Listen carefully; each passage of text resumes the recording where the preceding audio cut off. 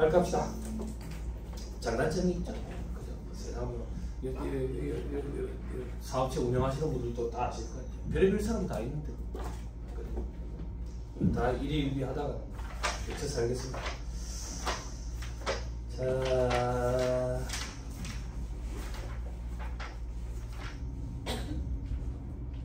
어디냐? 왜 안 적어놨지? 170. 아, 적어놨네. 예. 272페이지입니다.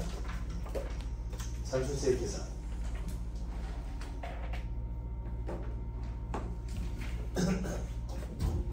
여기서 리플 다루는 거 아니죠? 뭐 저기 부산경영 아카데미에서 진행되는 강의입니까? 리플 다루는데. 본 것 같아요. 여기서 다루는 거 아니죠? 저 그런 거 일일이 답하지 않거든요. 아니 근데 뭐 알림이 떴던 거야. 그래서 누가 뭐가 안 되나? 예전에는 신경을 많이 썼던 게 초반에 이제 비대면 강의 시작했을 때 코로나 때문에 한참 강의 찍어가지고 학교 업로드를 다 시켜놨는데 애들이 몇 주 지나가지고 그러니까 바로 안 본 거지. 몇 주 지나가지고 피드백이 왔는데 뭐라고 피드백이 왔냐면 좌우가 반전됐다는 거야. 좌우가 그래. 그래서 난 그게 무슨 말인가? 좌우가 반전된 게 무슨 말인데? 그러니까 아니 오른쪽 왼쪽 뒤바뀌었다는 거야. 그 왜 그런 일이 생기는데? 거울도 아니고. 그래 봤는데 그때 세무회계 강의였는데 좌우가 반전돼 있더라고.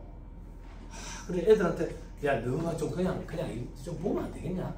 보는데 옵션에 좌우 반전해가지고 보는 옵션 없냐? 그러니까 학교 사이트에는 그런 옵션이 없대. 곰플레이어에는 있잖아. 그래서 어떻게 내가 좌우 반전을 해줘야 되는데 그게 인코딩 작업이더라고. 3시간짜리 강의 인코딩 하는데 2시간 반 걸리는 거야. 환장하겠더라고. 그래서 본다고 잠깐 반가워 봤는데 그렇더라고. 여러분들은 뭐 거기 다 복수 동영상인 거 다 알고 계시니까 일일이 제가 그 리플 달 필요 없죠. 그냥 보실 분들은 보시면 돼요. 산출세 계산 봅시다.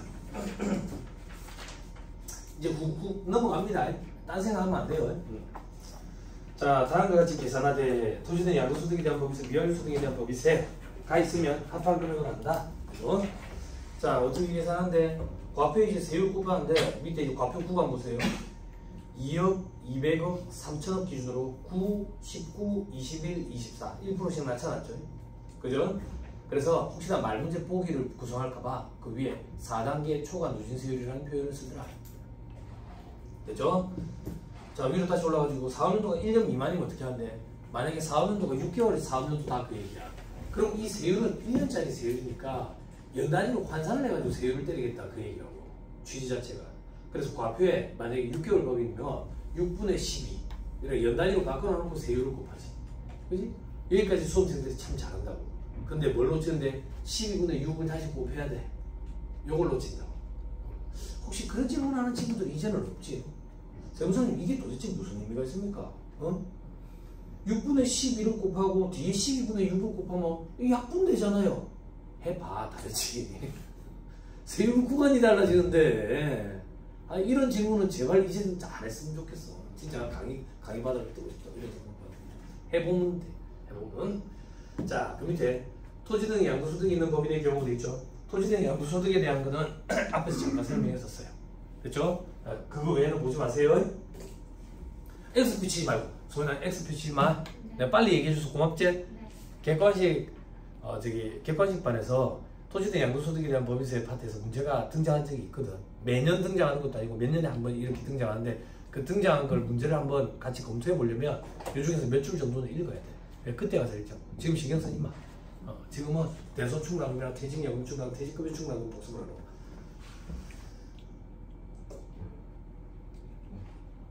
근무야. 그지? 맞지? 집에 스케치북에 그렸냐? 그랬어? 그래. 봐봐. 이렇게 하고 잔소리를, 우는 소리를 하는 거 아니야. 해보지도 않고 우는 소리 하지 말고. 강력하지? 그지? 그래가지고 벽에다 붙여놓으면 눈에 잘 들어온다고. 자, 넘어갑니다. 미완료소득에 대한 법인세 옆에 보면 투자 및 상생의 축제를 위한 과세팀에 대해서 조특법에 가서 탁 붙었다고 해. 1차 시험범위 아니에요. 넘어가세요. 자, 3-282페이지 차등한 납부세에 대해서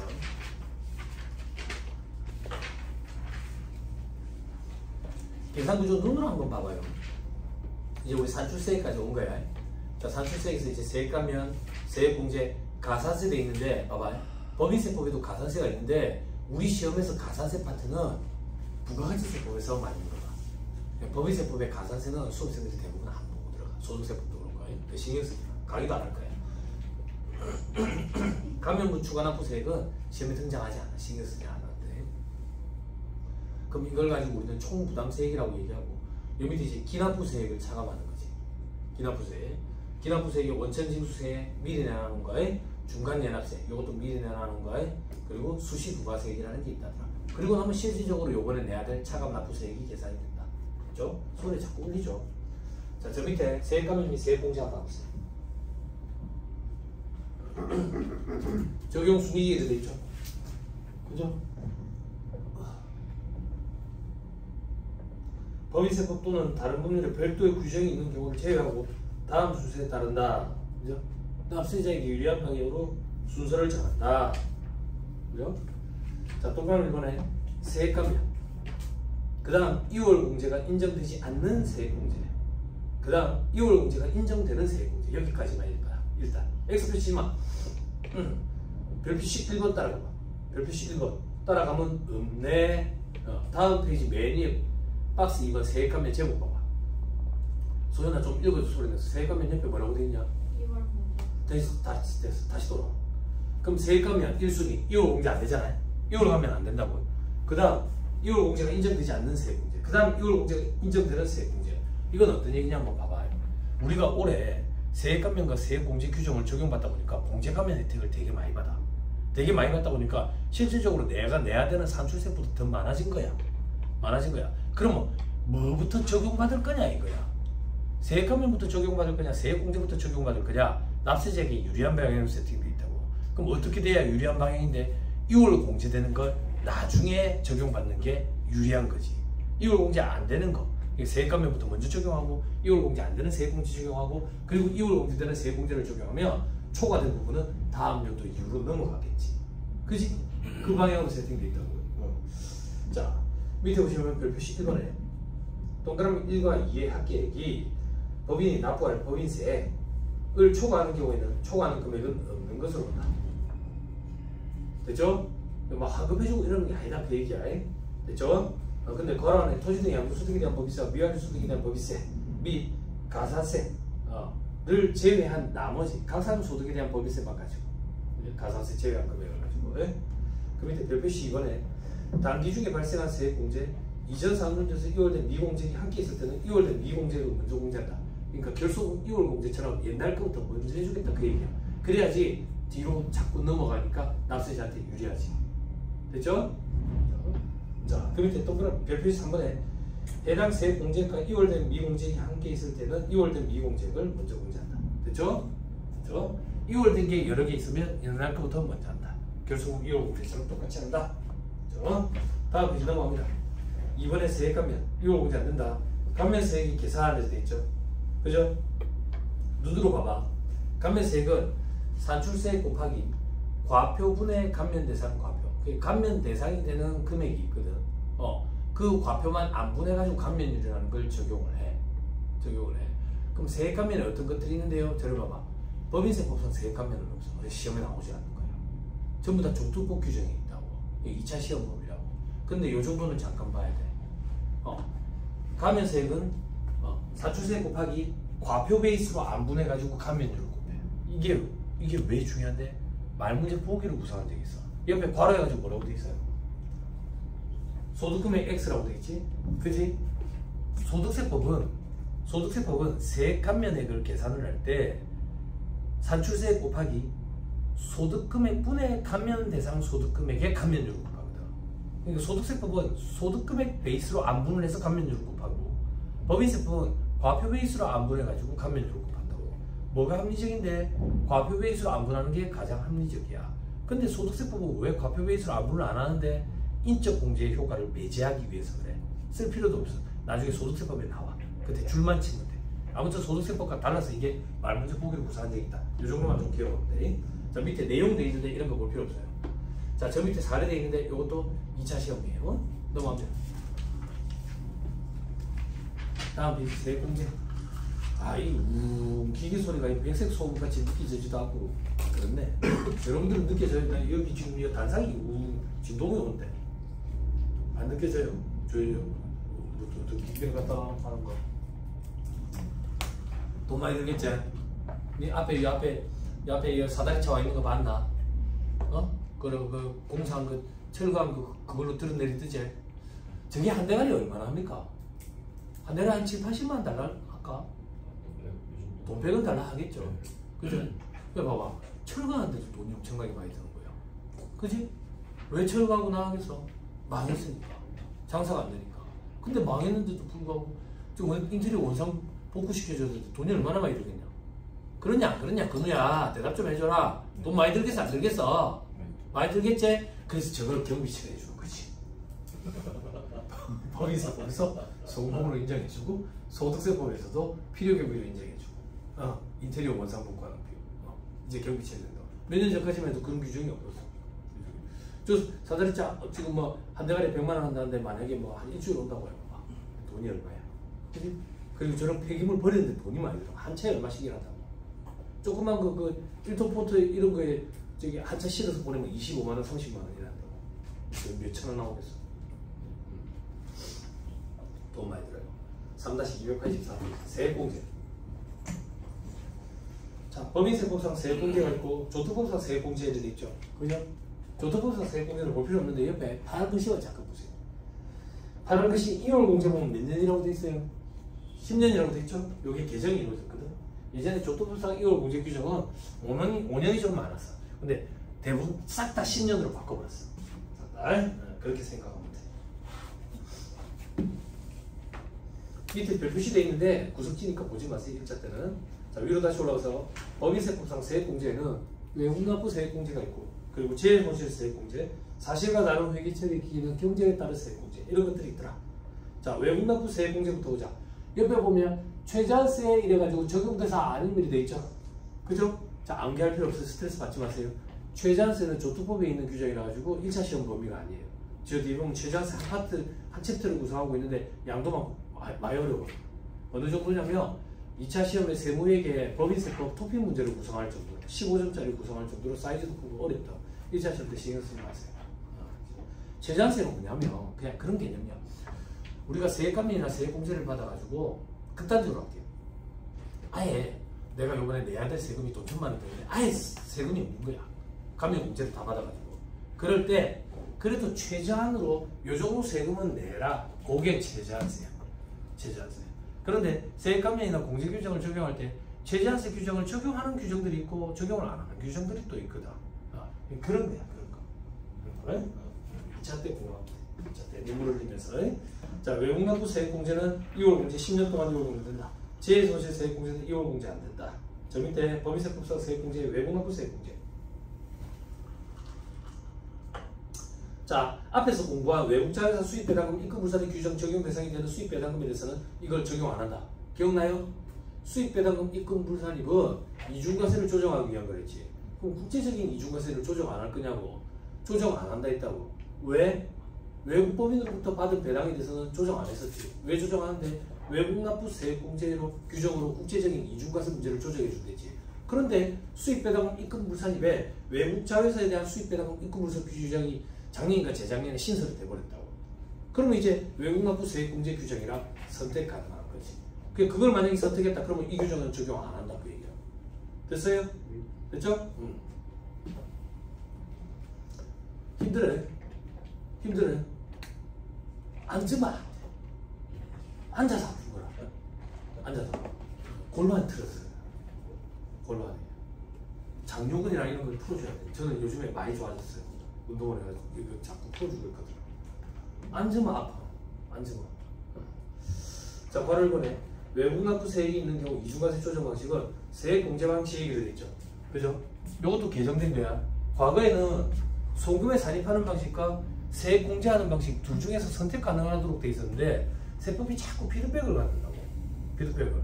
그래서 몇 년째 피드백을 가졌더니 세액공제 방식을 다 적용하지 송금 산입 방식 적용 안 하는 거야. 왜? 세액공제 방식이 훨씬 더 유리하거든. 그러면 송금 산입 방식 적용 안 하는데 뭐 한다고? 세법에 놔둘 거야. 없애버린다고. 없애버렸어. 그러니까 이제는 무조건 세액 공제 방식만 돼. 그래서 말 문제에 묻어서 나온다. 이거 개정된 지 몇 년 안 돼가지고 세액 공제 방식과 소득 산입 방식 중 선택 가능하다. 이러면 틀린 소리야. 틀린 소리. 됐죠? 됐죠? 아, 그 독서대 그 자꾸 눈길이 가네. 탐이 나네. 아주 좋네. 좋네요. 자, 제 동생들한테 그 링크 좀 걸어주세요. 동생들한테. 자, 밑에 내국법인의 각 산업 소득에 대한 과세 표준에 국외 원천 소득이 포함되어 있는 경우로서 그 국외 원천 소득에 대해서 외국 법인세액을 납부하였거나 납부할 것이 있는 경우 한도 내에서 외국 법인세액을 해당 사업용도 산출세액에서 공제할 수 있다. 자, 다음 페이지 외국 납부세액의 범위. 자, 이건 뭔데?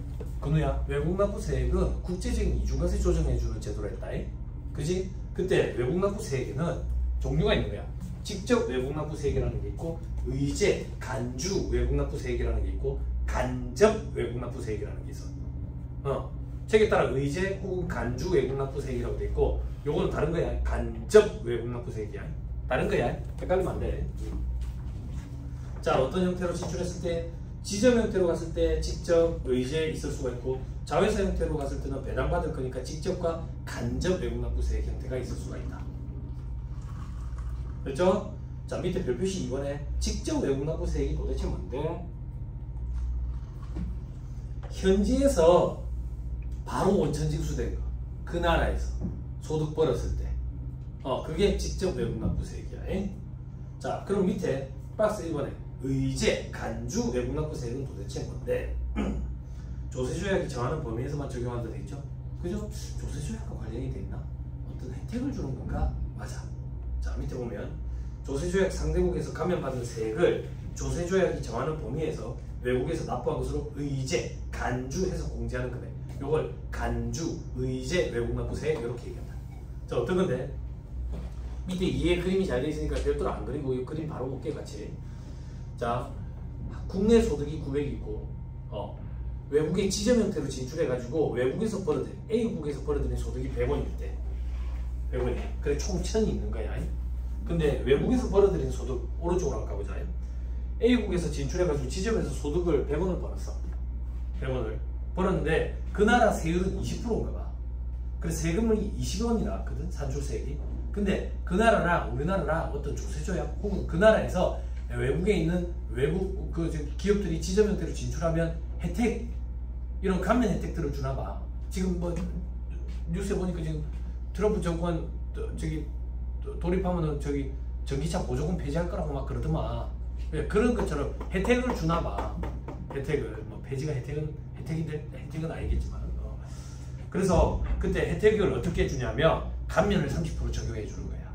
그래 600만 원만큼 감면을 받아가지고 A국에서는 실질적으로 1,400을 세금으로 냈다고. 1,400을. 그런데 봐봐. 내국 영리법인은 국내외, 국내뿐만 아니라 국외에서 벌어들인 모든 소득도 국내에서 과세하잖아.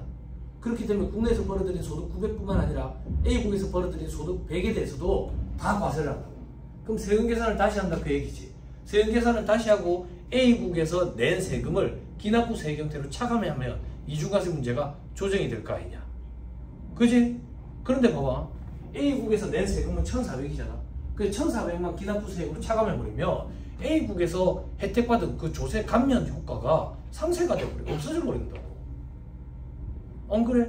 그치? 그래서 A국에서 감면받은 세금을 의제, 냈다, 간주 해가지고 600만 원을 차감해준다고. 이걸 의제, 간주, 외국납부세액 이렇게 얘기한다고. 됐어요? 화나, 그지? 네. 어렵냐? 안 어렵지? 그러니까 이 말 문제 보기 정도가 불쌍해. 계산 문제로 잘 등장하네. 됐죠? 넘어갑니다. 다음 페이지, 박스 2번. 간접 외국납부세액. 요거는 의미가 달라. 요건 단독으로도 등장을 한 적이 있어. 계산 문제로도 등장을 한 적이 있고. 물론 복잡지는 않아요. 간접 외국납부세액은 도대체 뭔데? 아까 해외 자회사 형태로 진출했을 때.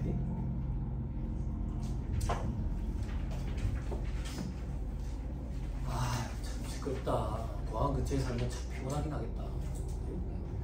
자, 내국법인 소득금액에 외국 자회사로부터 받은 수입 배당금이 포함되어 있는 경우. 죄송합니다.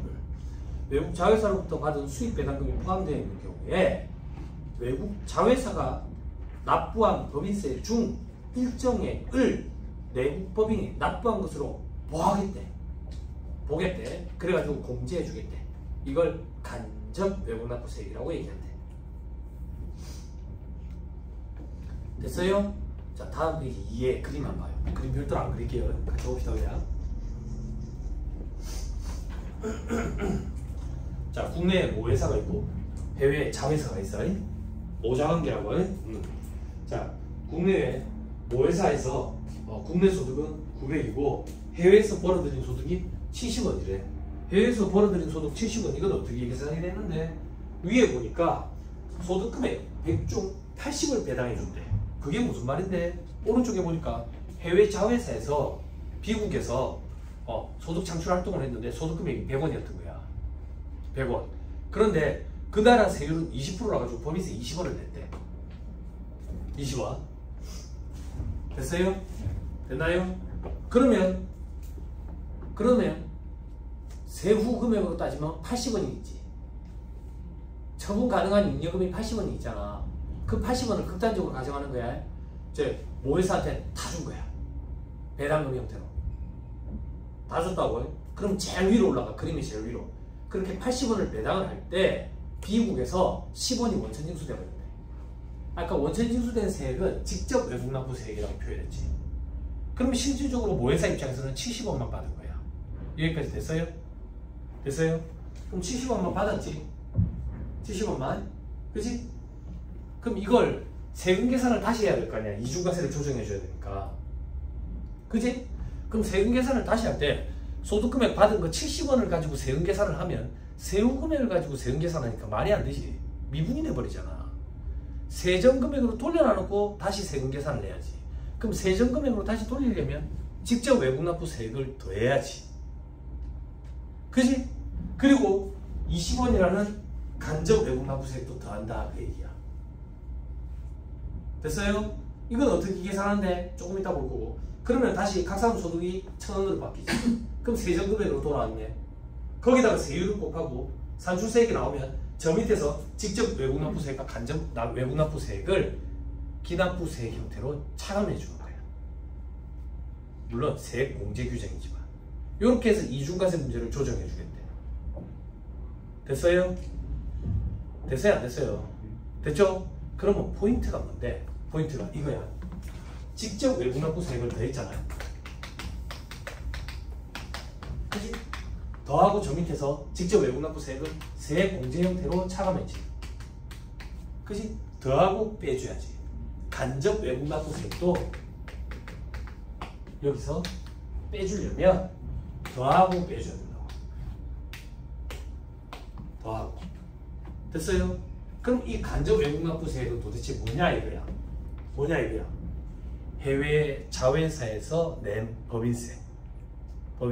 그 중에 일부를 모회사가 낸 것처럼 봐주겠다. 요게 간접 외국납부세액이고 모회사가 낸 것처럼 봐주니까 세액공제로 빼줄 거야. 그럼 세액공제로 빼주려면 세전금액으로 돌려야 되니까 더해놔놓고 빼줘야 돼. 그럼 시험 문제에 나오는 거 뭔데? 이 더하는 걸 시험 문제에서 물어봐. 더할 때 세무주로 하는 거야. 입금사례. 기타 사회주. 간접 외국납부세액 해가지고. 됐어요? 네. 그럼 칠판. 이 20원은 어떻게 계산하는데? 이렇게 계산한다고. 자, 자회상 A국이야, B국이라고 되겠지? 미국 자회사에서 소득금액이 얼마였냐면 소득금액이 100원이었지. 그치? 근데 세율이 여기는 20%였다. 그래서 세금이 20원. 그래서 세후 금액으로 80원이었어.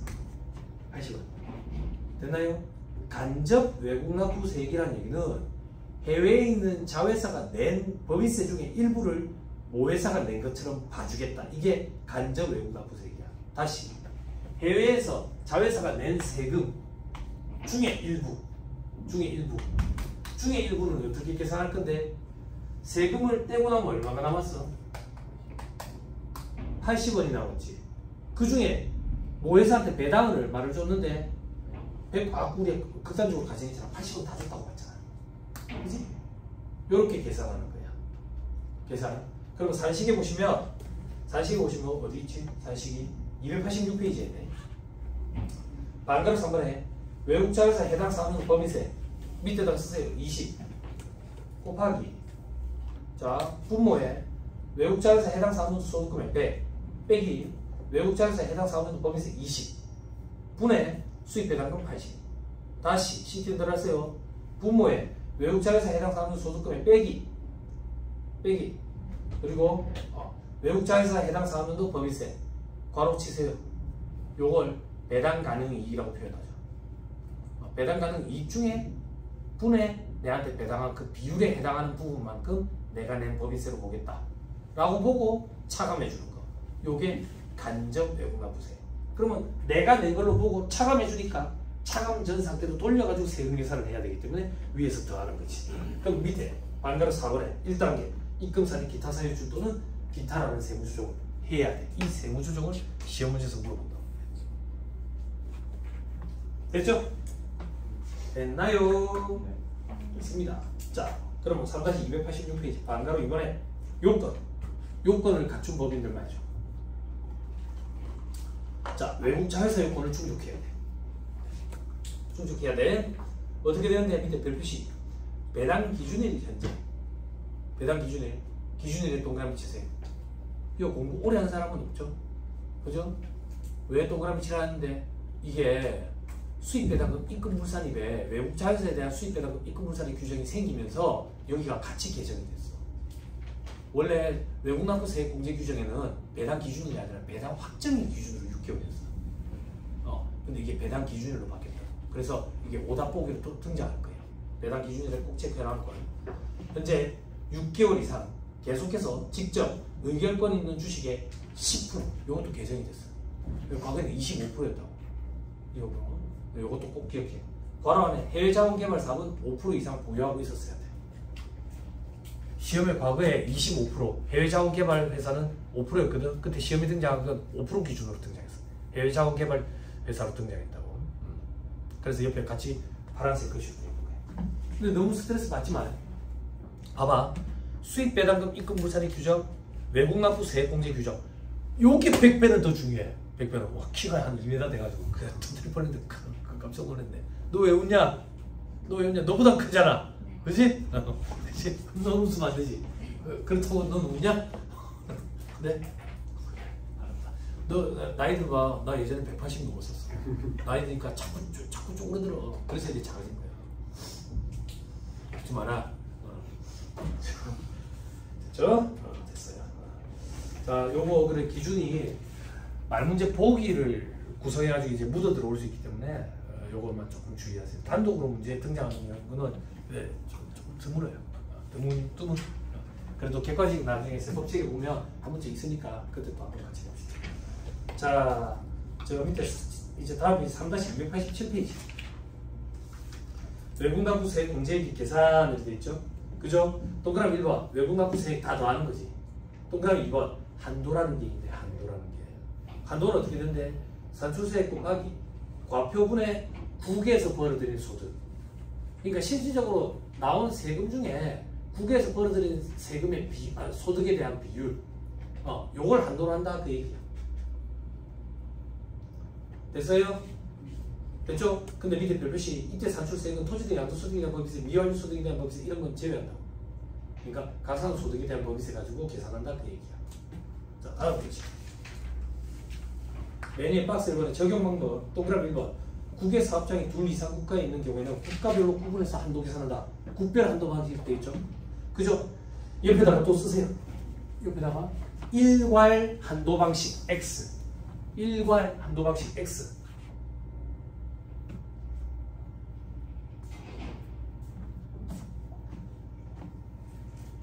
됐죠? 자, 이런 얘기 아마 거의 못 들어봤을 거예요. 너무 예전이거든. 너무 예전.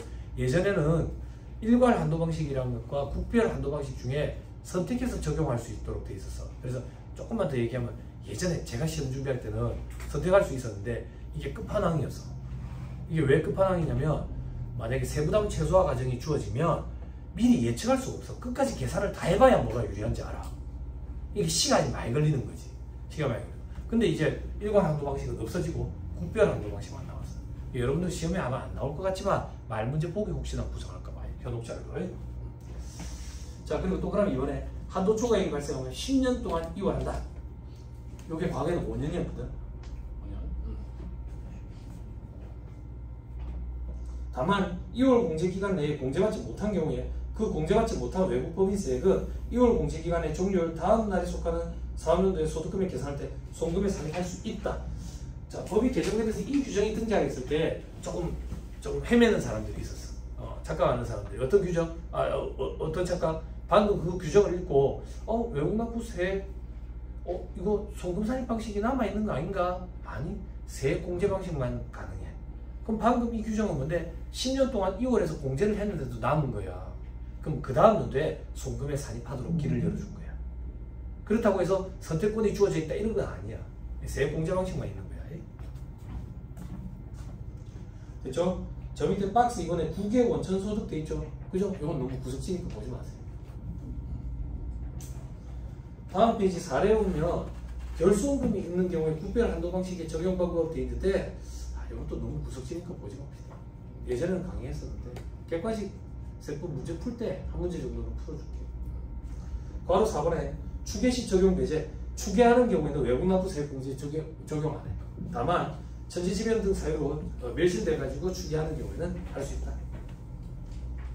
밑에 괄호 보면 절차 규정이 되어 있는데 이런 것도 그냥 객관식 할 때 잠깐 보고 넘어갑시다.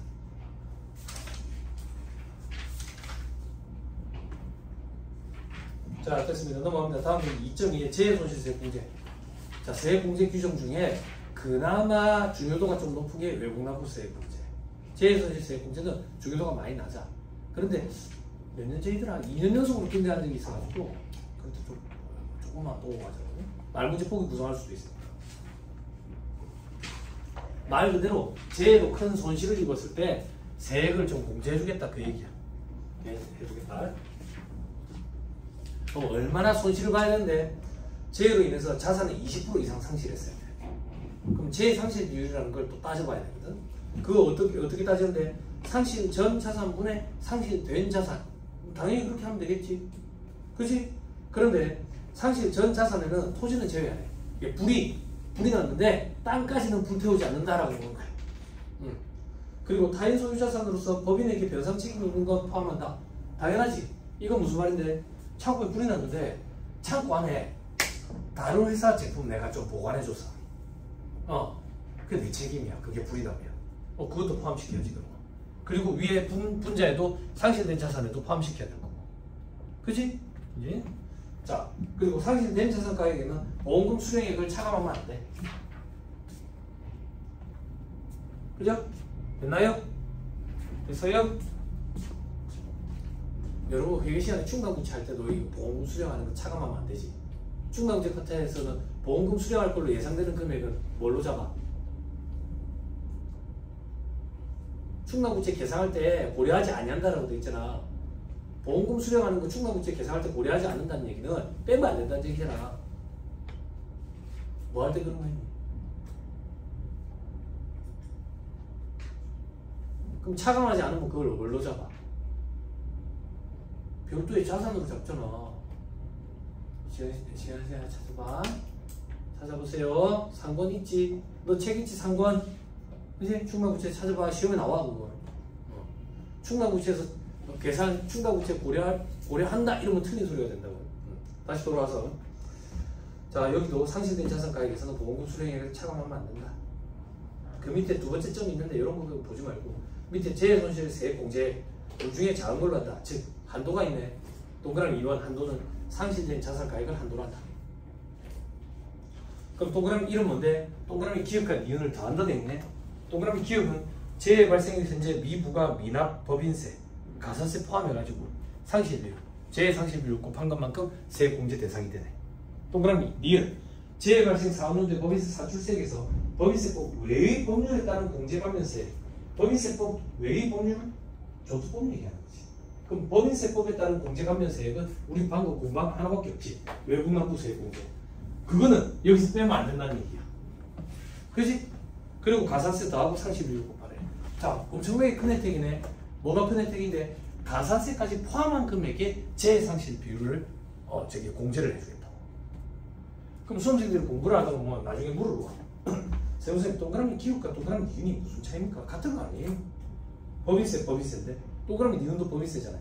동그라미 기울은 예를 들게 자 올해 불이 나버렸어요. 동그라미 기울은 작년 법인세 아직 못 내고 있었던 게 있었어. 근데 올해 불이 나버렸다고. 그럼 작년에 안 낸 법인세 중에 일부를 상시 비율만큼을 공제를 해주겠다는 얘기야. 동그라미 니은은 올해 장사한 거에 대한 법인세가 나올 금액에 대해서 재상시 비율만큼 공제해주겠다는 얘기야. 굉장히 큰 혜택이야. 가산세까지 포함해서 이렇게 해주니까. 됐죠? 됐습니다. 넘어갑니다. 다음 페이지 절차도 있는데 자 과감하게 하세요. 과감하게. 용까지 못 갖고 들어간다. 너무 구석지 뭐. 사람 머리가 한계가 있어가지고 막 보지 말자 이렇게 하니. 밑에 별표시 1에 조금 무섭지만 아까 가산세 포함하신다 했는데 그때 가산세는 장부의 기록 보관 불성실 가산세 신고 납부 관련된 가산세 신고 납부 관련된 가산세가 대상 가산세다. 그래서 옆에 화살표에 증명서류 수취 불성실 가산세 증빙불비 가산세 있잖아. 2%짜리 그런 것들은 가산 대상이 아니다. 됐죠? 자, 그 다음 마지막 2.3 요거는 말문제 보기를 구성해요. 말문제 보기 사실과 다른 회계 처리로 인한 경쟁에 따른 세액 공제돼 있죠. 그죠? 손가락 잠깐만 끼고 3-282페이지 와보세요.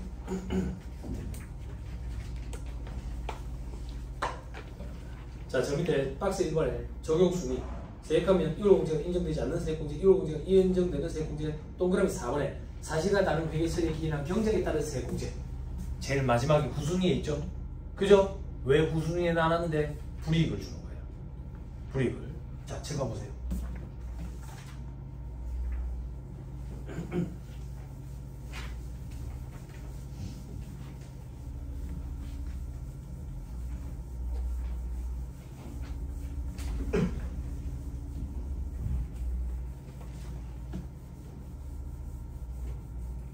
피곤합니까? 피곤해? 시험 끝났잖아. 시험 잘 봤어? 나 채점에서 애들 다 보여줬는데 이의제기 할 애들은 이의제기 하라고. 근데 잘못된 게 없는데 이의제기 하면 학점 청탁으로 간절해. 100명 그 채점하는데 환장하는 줄 알았어. 채점하는데 새벽까지 채점했어. 요번에도 있더라. OX인데 빈칸으로 냅두네. 요번엔 불러냈어. 왜 빈칸을 없어서 죄송합니다. 깜빡했어요. 깜빡했대. 근데 89점이더라고. 그래서 용서해줬어.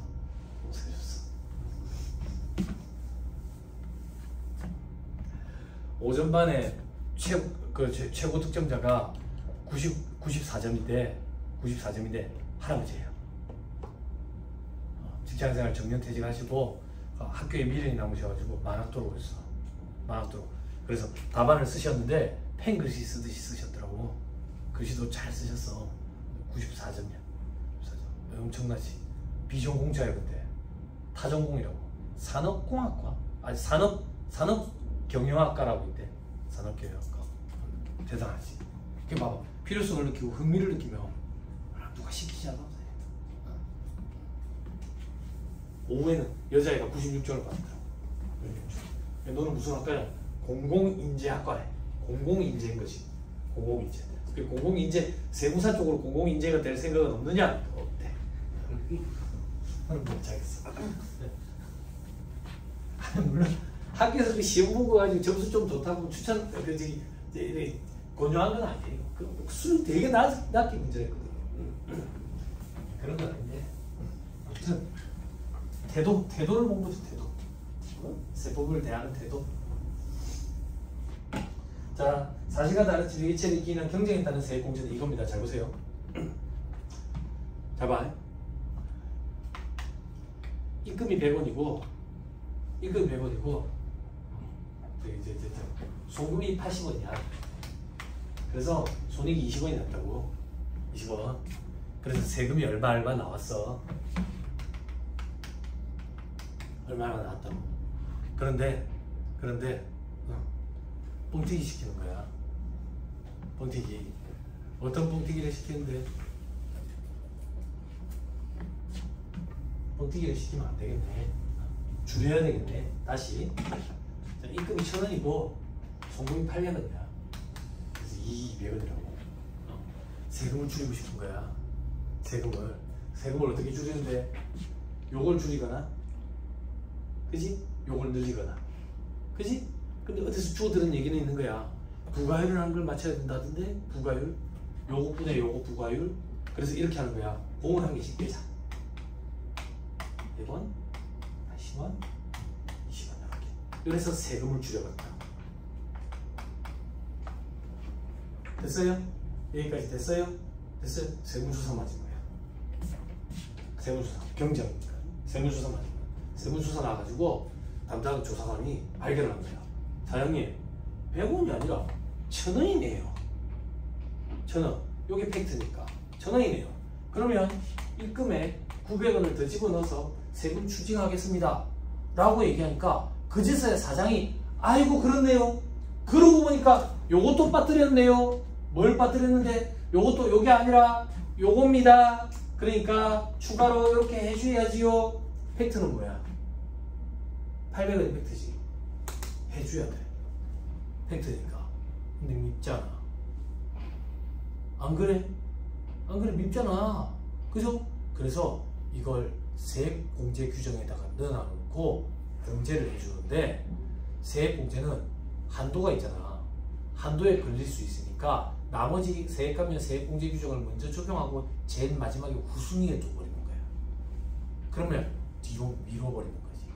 천천히 공제해주겠다. 미워서. 이게 사실과 다른 회계처리 기인한 경정에 따른 세액공제로. 됐어요? 됐어요? 그죠? 자, 보죠.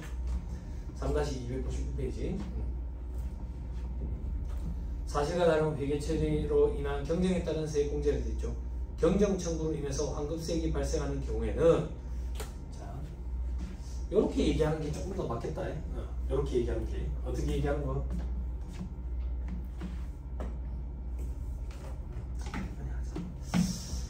자, 국기법에 따라 환급금의 결정을 한 날로부터 30일 내에 환급하는 것이 원칙인데, 법인세법에서는 분식 회계로 인한 경정의 경우에는 다음과 같은 특례 규정을 두고 있다. 자, 밑에 20% 한도로 세액공제 후 이월 금지한다. 법에서 정하는 요건을 모두 충족하는 사실과 다른 회계 처리를 하여 과표 및 어쩌고저쩌고. 법에서 정하는 요건은 도대체 뭔데? 그런 거 시험에 안 나오니까 신경 쓰지 마세요. 신경 쓰지 말고, 과표 및 세액을 과다하게 계상함으로써 국기법에 따라 경정을 청구해서 경정을 받은 경우에는 과다 납부한 세액을 환급하지 아니하고, 경정일에 속하는 4학년도부터 각 4학년도 법인세액에서 과다 납부한 세액을 공제한다 되어 있죠. 그죠? 죄송합니다 여러분. 반대로 얘기했어요. 다른 거랑 착각해서 반대로 얘기했다. 다시 얘기합시다. 요게 팩트야. 요게 팩트야. 칠판. 요게 팩트라고. 요게 팩트인데 회사의 규모를 좀 뻥튀기 하고 싶은 거야. 건설업자인의 생각. 큰 건을 하려고 뻥튀기 하고 싶어. 장사는 안 되지만 뻥튀기 하고 싶어. 그래서 거짓으로 신고하는 거야. 요렇게 신고를 해버린다고. 요렇게 신고를 해버린다고. 그치? 그럼 사업자는 요렇게 생각하는 거야. 세금을 더 많이 냈지? 세금을 더 많이 냈으니까 뭐 문제될 거 있겠어?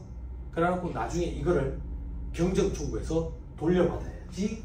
요때 세금이 얼마 나왔는데 요때 세금이 6원이 나왔다고 볼게. 요때 세금은 60원. 그래서 경정 청구해가지고 56원을 54원을 환급을 받아야지. 이렇게 생각하는 거야. 이렇게. 예전에는 이런 장난을 치는 경우가 있었대. 외형을 부풀려가지고 수주 따내고 그리고 나중에 환급 신청을 해서 돈을 돌려받지. 돈을 돌려받을 때 내 돈이 묶여 있었지. 그래서 요거에 대한 이자도 쳐줘. 그걸 국세 환급 가산금이라고 해. 제로금리 시대에 국채환급 가상금 이자율이 그때 1.2%, 1.8%였는데 괜찮았거든. 제로금리 시대에. 그래서 이런 장사를 하는 거야. 부풀리 가지고 수주 따내고, 그리고 나중에 환급 신청해가지고 세금 돌려받고 환급 가상금까지 받고, 그 돈을 은행에 박아두면 그 정도 이자가 안 나오는데 이런 머리를 굴리는 거죠. 이게 밉다 이거야. 입어서 팩트는 돌려주는 게 팩트긴 한데 요거를 뒤늦게 돌려주겠다 그 얘기야. 천천히. 어떻게 천천히 돌려주는데? 자, 다시 봅시다. 책에 표 바로 위에 화살표 봐봐. 종전에는 5년간 세액 공제하고 잔액이 있으면 환급했거든. 이게 무슨 말이냐면 요 54원의 돈을 5년 동안 나눠가지고 공제 혜택을 적용을 해줬어. 그랬는데도 불구하고 5년이 지났는데 공제를 다 못 받고 남은 게 있으면 5년이 지난 날 싹 다 환급을 해줬다고. 그랬더니 사업주들이 또 이런 생각하는 거야. 그거 어쨌든 뭐 5년 기다리면 다 돌려받네. 세법은 이게 미룰 거야.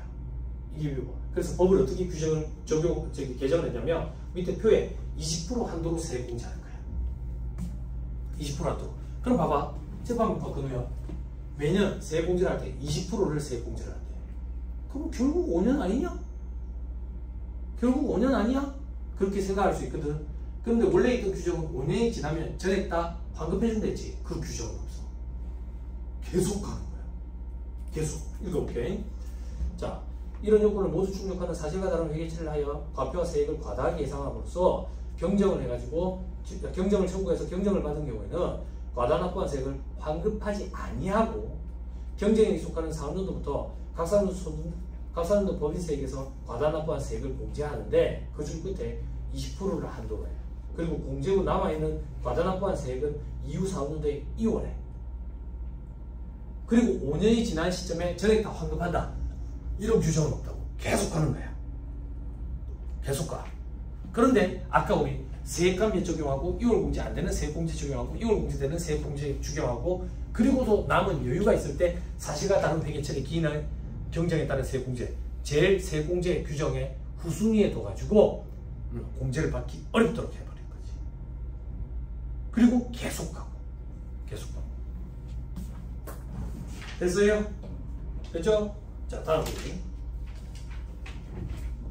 맨 마지막 칸에 환급 가상금, 국세 환급 가상금 규정 폐지했다. 가상금도 주지 않아. 됐어요? 이런 장난 치지 마라 그 얘기예요. 이런 장난이 가능했던 이유는 제로금리 시대라 가지고 뻥튀기 시대, 건설업 이런 데. 그래가지고 이자까지 받아먹고. 됐죠? 이게 말문제 보기로 구성해요. 됐죠? 다시 그럼 시험에 말문제 보기 어떻게 구성할 건데 제 추측하기에 5년 동안 2월 공제하고 5년이 지난 시점까지 남아있는 거는 전액 다 환급해준다. 이러면 과거 규정이 된다. 틀린 소리다. 그리고 국세 환급 가산금도 계산해서 돌려준다. 이것도 옛날 규정이니까 오답 보기가 되는 거예요. 됐죠? 20% 한도 내에서 한다. 그리고 제일 후순위에 둔다. 세액감면과 세액공제 규정 중 제일 후순위, 4순위에 둔다. 됐죠? 나머지는 뭐 필요 없어요. 3번에 저축법상 세액공제 돼 있죠? 그죠? 이게 엄청 많아요. 밑에 보니까 연금 인력기관비 세액공제를 가지고 한두 페이지 되죠? 그죠? 여러분 나중에 이제 세법학이라는 책에 보시면 이렇게 한 5-6페이지 돼. 깨끗한 것이요. 그걸 다 암기해야 돼. 어제가 그저께 저기 세무사 2차 시험 합격자 발표 났죠? 그죠? 요번에 조금 평년이랑 좀 다른 게 그 회계학의 과락률이 되게 높아요. 조금 다른 거예요. 보통 일반적으로 세법학 1부 과락률이 가장 높아요. 세법학 1부 과락률이 가장 높고 세법학 2부 그리고 회계학 2부, 회계학 1부 이런 순인데 올해는 조금 다르더라고.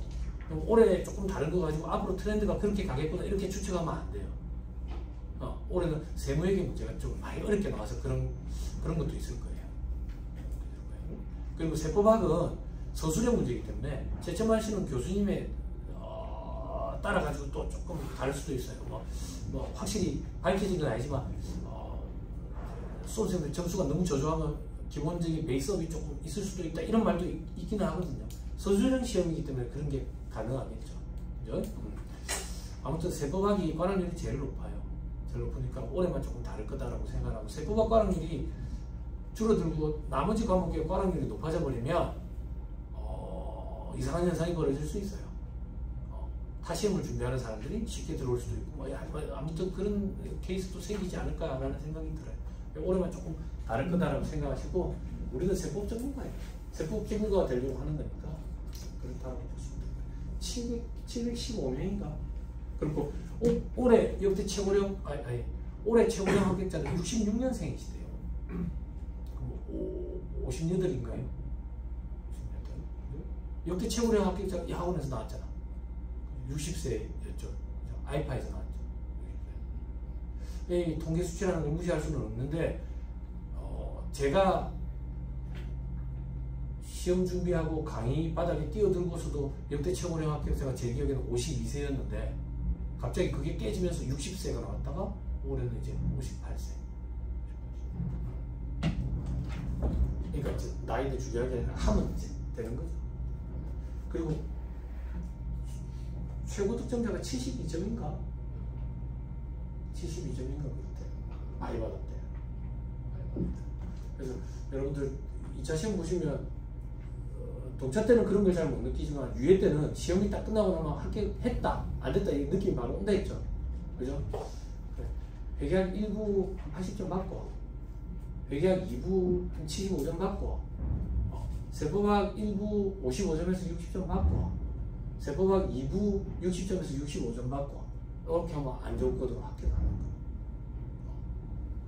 그렇게 목표치를 잡고 공부를 하시면 안 되겠나 싶어. 세법학 같은 경우에는 책에 있는 그 저자들이 쓴 그 모범 답안이라는 게 80점짜리 답안이다라고 생각을 하고 그거의 80% 정도를 내가 완성한다라고 생각하면 60점에서 65점 사이 그렇게 중요하고 100점짜리 답안이라는 게 존재할 수가 없거든 서술이니까. 근데 회계학은 100점 답안이 있잖아. 예? 그거에 80점 정도 준다고 생각하고 들어가면 돼. 근데 회계학 2부는 좀 어려우니까 80점 맞기는 힘들 거니까. 회계학 1부는 100점도 맞을 수 있어. 표정이 왜 그래? 그래. 그렇게 하면 안 조건에 적어드릴게요. 요즘에 보면 합격 커트라인 보통 보면 52.5점에서 한 57.5점 사이로 왔다 갔다 하는 것 같더라고요. 물론 이제 역대급 꽈락장이 돼가지고 40.5점인 해도 있었지만 제가 시험장에 들어갈 때 그런 해는 다 하시었거든. 그리고 얼마 전에 역대급 꽈락장이었는데 또 40몇 점인가 그랬거든. 그러니까 보통 52점에서 57점 사이로 왔다 갔다 한다 이렇게 생각하시면 되겠네. 그러면 여러분들은 60점에서 65점 선에로 점수를 받으면 이제 안정권이다 이렇게 생각하면 돼요. 자, 그래서 2차 시험 때 이 세액공제 규정, 조두법에 있는 규정들을 공부하면 돼요. 3-295페이지 종합수사 세액공제 이런 게 있는데 이렇게 간단하지 않아요. 2차 시험 때 세법학 책에 보면 아주 세밀하게, 근데 어렵기도 어렵고 필기할 것도 많고 그때 돼서 그만 하세요. 지금 너무 신경 쓰니까. 자, 3-296페이지 밑에 박스 3번 기납부세, 원천지급세액, 중간연합세액, 수시부가세액 이렇게 돼 있죠. 그죠? 자, 원천지급세액 미리 내라는 거에 됐죠? 다음 페이지 별표시 2번 원천지급세액 괄호 안에 1,000원 이상인 경우만 해당한다. 그러니까 1,000원 미만인 경우는 원천지급세 안 한다 그 얘기야. 됐죠? 이걸 다음 달 10일까지 신고 납부하는 거. 이게 원천세 신고로. 다만 직전연도 1월부터 12월까지 상시 고용 인원의 평균 인원수가 20인 이하인 경우에는 그 다음 주에 관할 세무서장의 승인을 받으면 반기로 신고할 수 있는 거. 이런 걸 우리는 반기납부 특례 이렇게 표현해요. 반기납부 특례 써놓으세요. 반기납부 특례. 상시 고용 인원의 평균 수가 20인 이하야. 이런 경우에는 원천세 신고를 매달 안 하고 반년치를 가지고 반년에 한 번씩 할 수 있다 그 얘기예요. 다음 달 10일까지. 이게 반기납부 특례예요. 승인을 요해요. 승인을. 자, 밑에 괄호 이번에 원천지급 대상소득과 원천지급 세율 돼 있죠. 자, 법인세법에서 원천지급 대상소득은 두 가지밖에 없어요. 첫 번째 이자소득, 두 번째는 배당소득. 이러면 틀린 소리야. 배당소득 중 투자신탁의 이익 이래야지 맞는 말이야. 이자소득과 배당소득에 대해서 법인세법상 원천지급 대상소득에 해당한다 이러면 틀린 보기가 된다고요. 배당소득 중 투자신탁의 이익만. 원천지급 세율은 어떻게 되는데 일반적인 금융소득의 원천지급 세율은 14%를 적용해요. 14%. 됐죠? 자, 비업 대금의 이익은 25% 되있죠? 그리고 P2P 이자는 14%. 이거는 소득세법 할 때 설명할 거니까 그때 조금만 기다리면 이해 다 돼. 이해 다 돼. 조금만 기다리면 돼. 저 밑에 괄호 3번에 원천지급 대상에서 제외되는 소득 동그라미 1. 법인세가 부과되지 아니하거나 면제된대. 법인세 부과 안 하는데 뭘 미리 세금을 떼놔놓겠어. 그죠? 됐죠? 자, 또 그럼 2번 신고한 과표에 이미 사입됐대. 이미 이게 입금으로 과세가 돼버리는 거야. 근데 뭐 한다고 이걸. 됐죠? 그리고 나머지 뭐 기타 법에 열거된 이런 것들이 다 하더라. 다음 중간 연합세 얘기를 했는데 요건 잠깐 끊었다가 얘기.